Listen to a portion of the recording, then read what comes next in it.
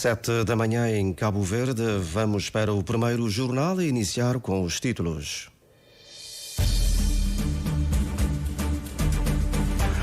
Presidente da Câmara de Comércio de Sotavento, Marco Rodrigues, propõe um pacto nacional para lá dos ciclos eleitorais. A visita do Presidente da República ao município de Ribeira Brava termina hoje. José Maria Neves faz a abertura de um fórum promovido pelo padre Hernani Dias e que deve aprovar o primeiro pacto de ação social da ilha de São Nicolau. A revisão da lei de bases do ensino superior e a ação social são alguns dos pontos que a Universidade de Santiago vai abordar hoje com o primeiro-ministro durante uma visita ao campus de Bolonha. A lista do trabalho infantil perigoso está em processo de atualização e vai estar em debate num ateliê que tem lugar hoje, que também tem em agenda a proposta do segundo Plano Nacional de Prevenção e Erradicação do Trabalho Infantil. A reintrodução do Simboa na cena musical é o principal motivo que justifica a realização contínua de oficinas que ensinam a execução do instrumento. Hoje e amanhã tem lugar mais uma oficina promovida pela Direção do Património Imaterial do IPC. Linhas de força deste primeiro jornal, com a edição e apresentação do Júlio Vera Cruz Martins. A técnica é assegurada pelo Máriozinho Fernandes. Bom dia.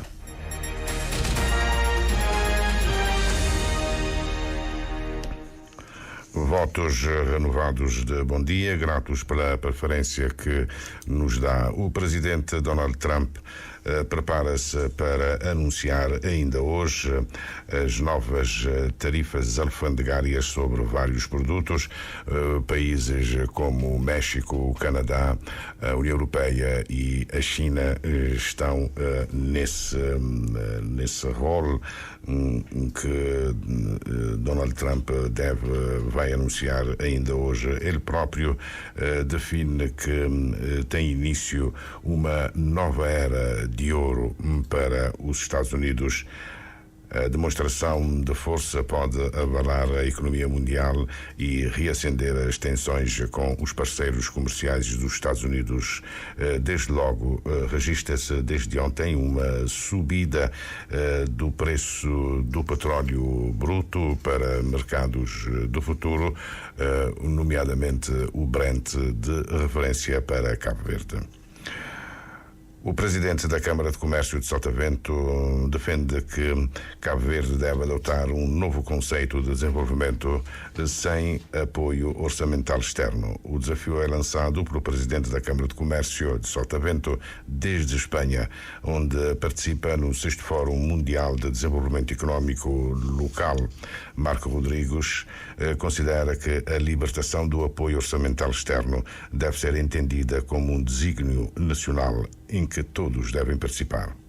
Só seremos um país independente quando construirmos com os nossos recursos endógenos os nossos orçamentos. Estamos neste caminho e convém lembrar que todos devem contribuir, sem exceção, que todos os empresários e todos os atores de desenvolvimento de Cabo Verde devem contribuir para a questão fiscal, para ver se construímos esse orçamento o quanto antes. Será possível, deve ser possível e temos que o alcançar. Esse será um desígnio que deve estar na agenda de qualquer indivíduo que pense no desenvolvimento de Cabo Verde. E eu, como responsável do setor empresarial de Sotavento, obviamente que penso neste desígnio, porque não se poderia ser honesto comigo mesmo, nem com o país, estando sempre de mãos esticadas à espera que, enfim, que no final de cada ano sentássemos à mesa para discutirmos, efetivamente, o apoio de cada país. A par de uma classe empresarial forte e comprometida com o desenvolvimento, o presidente da Câmara de Comércio de Sotavento defende que o governo, os partidos políticos, os sindicatos e as associações patronais devem caminhar juntos para a verdadeira independência económica nacional. Há questões que transcendem efetivamente a legislatura, os mandatos políticos. O que importa é que em Cabo Verde haja um entendimento para aquilo que é de longo prazo e que haja aqui um entendimento claro para que se possa criar uma agenda de perspectivas realizáveis e que devem ser monitorizadas e acompanhadas para o desígnio do desenvolvimento. Entendo que os partidos têm uma missão própria e os governos têm a sua própria missão. Os mandatos têm um limite de prazos, a democracia assim o impõe. No entanto, é preciso começarmos a compreender em Cabo Verde de que há assuntos que merecem um pacto para médio e longo prazo. Falo da educação, falo da saúde, falo de infraestruturas de grande monta, que tem que haver um pacto para que isto possa ser planificado e ser estruturado de forma a que entre um governo, entre outro, e que não haja cortes durante um mandato ou outro por esta razão ou por aquela. Amanhã, no penúltimo dia da 6ª edição do Fórum Mundial para o Desenvolvimento Económico Local, que decorre em Sevilha, Espanha, Marco Rodrigues participa num painel e vai falar sobre o papel das câmaras de comércio e das coalizões empresariais locais no desenvolvimento dos municípios. O presidente da Associação Nacional dos Municípios de Cabo Verde, Fábio Vieira, também participa na 6ª edição do Fórum Mundial de Desenvolvimento Económico Local. A visita do Presidente da República ao município de Ribeira Brava termina hoje. José Maria Neves começa o dia com um encontro com sindicalistas e a abertura de um fórum promovido pelo padre Hernani Dias e que deve aprovar o primeiro pacto de ação de São Nicolau, válido por 3 anos. A ideia surgiu-me observando a realidade, de modo especial aqui de São Nicolau, e que várias instituições, várias empresas, até pessoas particulares, singulares, fazem um trabalho social, mas muitas vezes falta esse trabalhar em conjunto, em rede, mas que não seja somente algo, digamos, espontâneo ou algo que não implica, digamos assim, um compromisso. Então surge da necessidade de um compromisso, esta área social, um compromisso coletivo, porque acredito que juntos podemos fazer mais. É nesse sentido que surgiu o pacto, para termos também alguma coisa escrita, algumas normas, e ter algo mais concreto para trabalharmos esta parte social em São Nicolau, que tem muito a fazer, a trabalhar, mas isoladamente, ou deixar que somente seja algo espontâneo, não é o melhor que pode acontecer. O Pacto Social tem uma abrangência vastíssima, desde logo a eliminação das desigualdades e a pobreza, sempre na base do voluntariado. Isso é um caminho. Vai haver, obviamente, a subscrição inicial de algumas instituições, o trabalho vai-se fazendo, e eu penso com esse caminho, esse ir fazendo, esse ir trabalhando em conjunto, vamos agregando pessoas pelo percurso. Obviamente, nós sabemos que tudo que é novo, tudo que é inédito, tudo que é novidade, leva o seu tempo para depois, na prática, as pessoas verem isto. Porque o objetivo do pacto não é só reunir as instituições, porque já há essa reunião, de alguma forma, isoladamente ou espontaneamente, mas é um compromisso que as instituições fazem de cada um, com a sua própria autonomia institucional, também possa fazer, digamos assim, o bem comum, não é? O padre Hernani Dias admite que o próprio pacto e o trabalho em rede podem dar origem a uma organização, mas para já a meta é federar o máximo de parceiros. Dar a conhecer o pacto, não é, que é um dos objetivos principais, fazer que as instituições possam subscrever tendo consciência, mas aquilo também que nós queremos, que seria o segundo passo, é a criação, sim, de uma instituição que visará justamente estes propósitos, mas não é algo já taxativamente ou uma meta inicial a atingir, porque pressupõe-se um trabalho, aqui está a segunda etapa de preparação, um trabalho com as próprias instituições, para não criarmos algo, digamos assim, entre aspas, do nada, não é? Mas, obviamente, temos isso em mente, sim.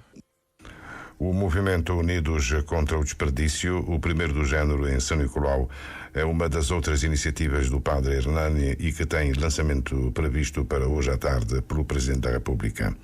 Ontem, depois de visitar o cemitério de Marica, onde está sepultado o juiz britânico Charles Pittingal, da Comissão Mista contra o Tráfico Ilegal de Escravos, José Maria Neves revela que vai contactar as autoridades competentes sobre a necessidade de preservação do cemitério.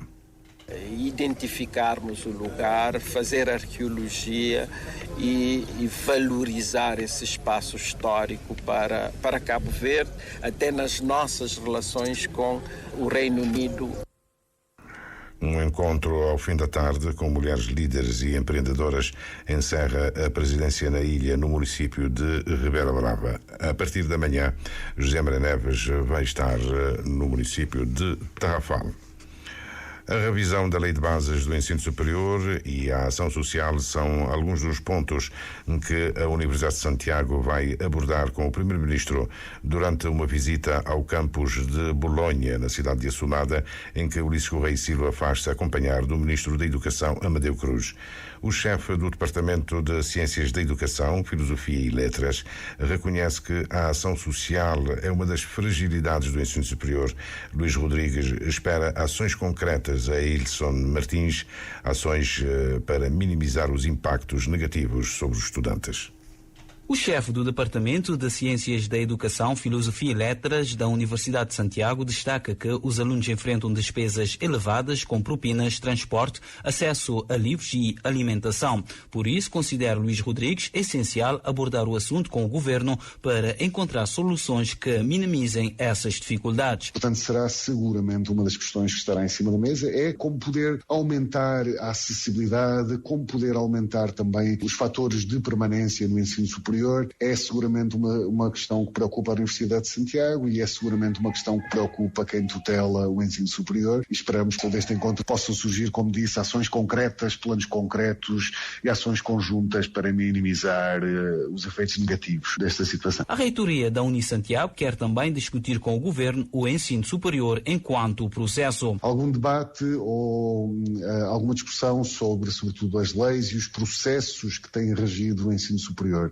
O que nós queremos, sobretudo, é que os processos sejam cada vez mais transparentes, possam ser cada vez também o mais rápidos e que possam facilitar, obviamente, quem tutela, mas também nós que estamos no ensino superior, que queremos criar novos cursos, queremos ir inovando, que isso seja permitido também. Além disso, Luís Rodrigues enfatiza que a Lei de Bases do Ensino Superior necessita de revisão e acredita que há boa vontade por parte das entidades responsáveis para concretizar essa atualização. E que haja boa vontade em ouvir, de facto, também as instituições para que essas mudanças não sejam apenas top-down, portanto não venham só de cima para baixo, mas possam nascer de diálogos, de sinergias e também da experiência de quem está no terreno. Durante a visita desta manhã ao campus de Bolonha da Universidade de Santiago, o Primeiro-Ministro irá proferir uma conferência com o tema Cabo Verde e os desafios do desenvolvimento.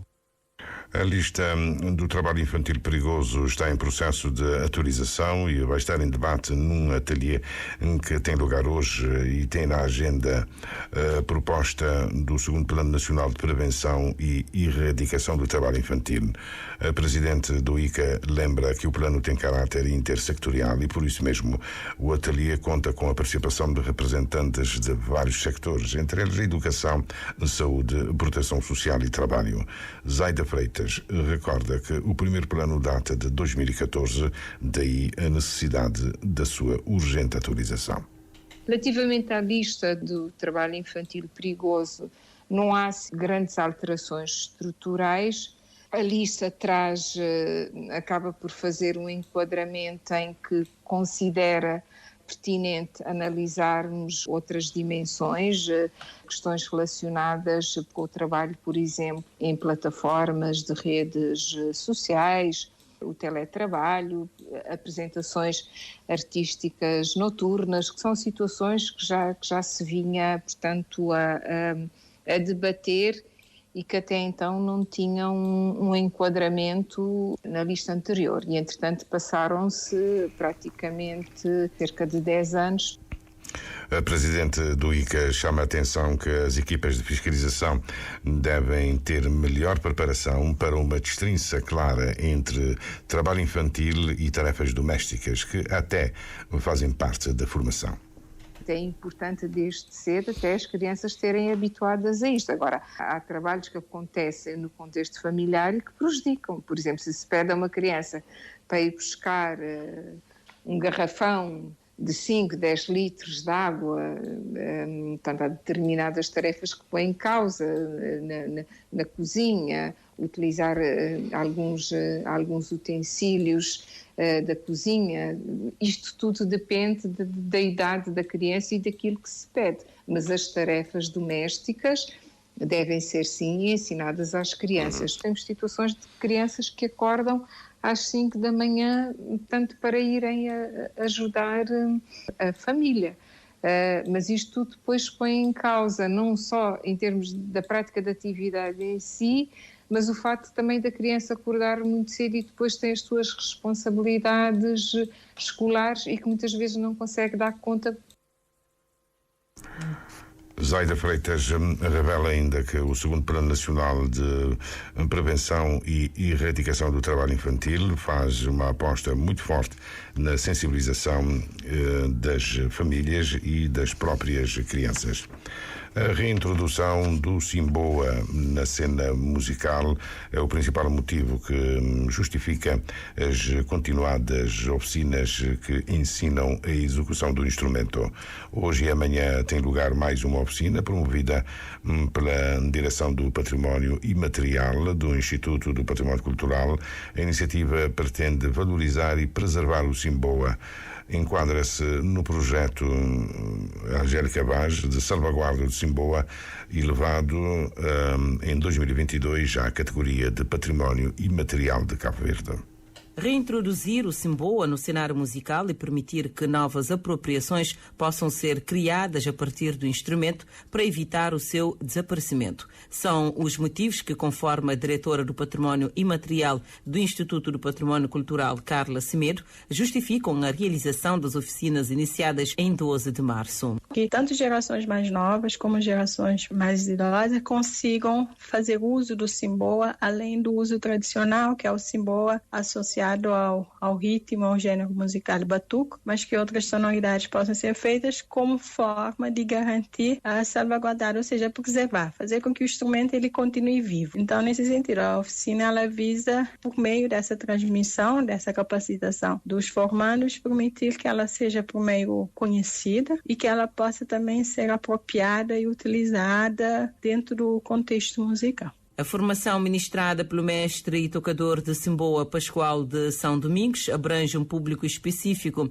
que irá maxificar os conhecimentos nas respectivas comunidades, promovendo assim a intensificação da campanha de preservação do Simboa. Temos professores da Academia Cesária Évora, que já são pessoas que já têm essa habilidade com instrumentos de corda, instrumentos também de teclado, né? Temos também os beneficiários, as associações comunitárias que estão associadas ao programa Bacultura e que tem, cada uma dessas associações tem lá a dinâmica musical, né? E aí esses dois grupos nos permitem fazer com que a apropriação de Simboa possa ter um efeito mais comunitário. A responsável do IPC deposita muita expectativa no resultado final dessas oficinas. Que nós consigamos ter despertado em cada um dos formandos pelo menos o valor patrimonial do Simboa, ou seja, perceber que o Simboa é um instrumento válido, que o Simboa ele pode ser associado junto com outros instrumentos musicais e nos vários gêneros musicais possíveis cabo-verdianos. Paralelamente, um outro objetivo é a longo prazo que nós consigamos ter tocadores de Simboa. As últimas sessões da oficina de execução de Simboa decorrem hoje e amanhã na Academia de Música Cesária Évora e no Palácio da Cultura Ilha do Lobo.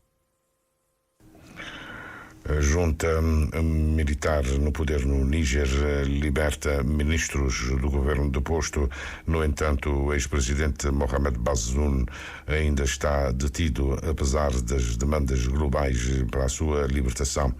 A informação é confirmada ontem pela junta militar. Cerca de 50 pessoas, incluindo ministros do governo, derrubado em julho de 2023, de acordo com as recomendações de uma conferência nacional realizada em fevereiro passado. Entre os libertados estão ex-ministros, um diplomata, um jornalista e soldados acusados de uma tentativa de golpe em 2010. No entanto, como já disse, o ex-presidente deposto, Mohamed Bazoum, ainda está detido. Entre os libertados estão o ex-ministro do petróleo, filho do ex-presidente Mahamoud Yusuf, que esteve no poder por uma década a partir de 2011. As Nações Unidas afirmam hoje que a escassez de alimentos em Gaza é crítica após o encerramento das padarias do Programa Alimentar Mundial. Israel anuncia a expansão das operações militares na faixa de Gaza, e onde 15 pessoas foram mortas em ataques israelitas, segundo a Defesa Civil. A operação militar tem como objetivo, segundo o primeiro-ministro israelita, esmagar e limpar a área de terroristas e infraestruturas terroristas e capturar grandes áreas que serão incorporadas às zonas de segurança de Israel. Dizer ainda, Orlando Lima, que a China colocou 71 aviões, 21 navios de guerra, 4 navios da Guarda Costeira à volta de Taiwan, em linha com os 2 últimos exercícios em grande escala junto à ilha, exercícios realizados em maio e em outubro do ano passado. As Forças Armadas chinesas dizem que vão continuar hoje os exercícios militares no centro e no sul do Estreito de Taiwan para testar as capacidades das tropas no seguimento das manobras militares de ontem. Muito bem, Júlio Vera Cruz Martins com o primeiro jornal, neste momento 7 da manhã, 22 minutos. O Júlio estará connosco às 7h30 para aqui nos trazer o essencial da informação nesta manhã de quarta-feira, 2 de abril.